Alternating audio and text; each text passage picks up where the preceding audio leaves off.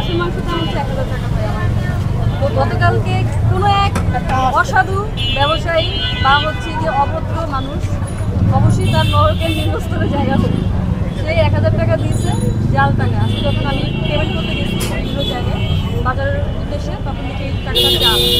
তো এটা কখনোই উচিত হয়নি তার এই কাজটা করা, কারণ এই যে 1000 টাকা অনেক কষ্টের টাকা, একদম মাথার ঘাম পায়ে ফেলে আমরা এখানে সবাই মিলে একসাথে হচ্ছে বিজনেস করতেছি। 1000 টাকা ইনকাম অন্যায় হয়েছে, অন্যায় হয়েছে। বাট সে যে এই কাজটা করছে এটা অবশ্যই কোনো ভদ্র মানুষের কাম। সে খাবার খেয়ে গেছে, অবভিয়াসলি সে হালালভাবে খাবার খেয়ে গেছে, হালাল খাবার খেয়ে গেছে, হারাম হয়েছে, কিন্তু হারাম কাজ করে গেছে।